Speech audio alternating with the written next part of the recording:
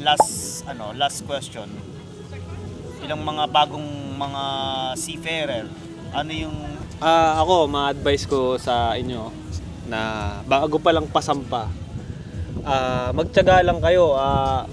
Huwag kayong mag-e-expect na porke nabigyan na kayo ng eto na, LOE ganyan.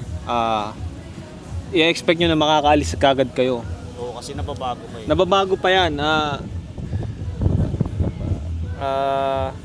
Basta samahan nyo lang lagi ng dasal.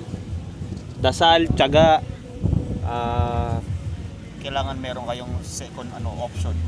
Yun, Trabaho. wag lang kayong isa-isang kumpanya mag-apply. I mean, porke ganito. Basta damihan nyo yung apply lang kayo ng apply. Huwag kayong mag-i-stick sa isa lang na kumpanya. Yun ang ginawa ko kasi noon eh. Kumbaga, kung saan ako tawagan, ganyan. Marami kayong apply, no? Oo, marami. Hindi lang ito. Tatlo yung in-apply Ano yung ko eh. walk-in? Online, walk-in. Pero sa magsaysay, nag-apply ka?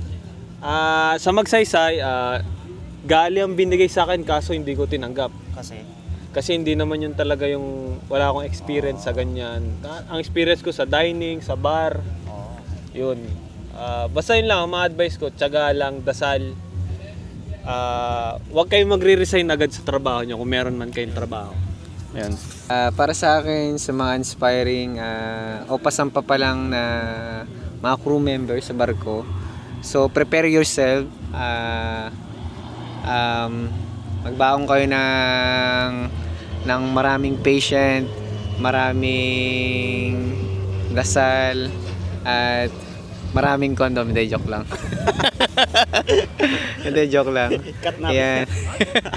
Hindi, kasi sa barko, once na nakasampa ka na, wala ka ng pahinga. Ang pahinga mo na lang 1 hours, 2 hours. Yan. Yung kumbaga 3 hours mo, tsaka 4 hours mo, malaking bagay din. Malaking bagay na. Tsaka vitamins pala, vitamins. Yan, vitamins. kailangan natin multivitamins. Yan. Huwag masyadong mag-expect kung kumbaga kailangan habaan talaga yung pasensya. Pasensya Kasi kasi may iba, yung mga lalo ng mga Pilipino, may mga maiiksi ang pasensya, napapaaway, napapasuntok, napapaaway agad sila kasi parang pikunin ba?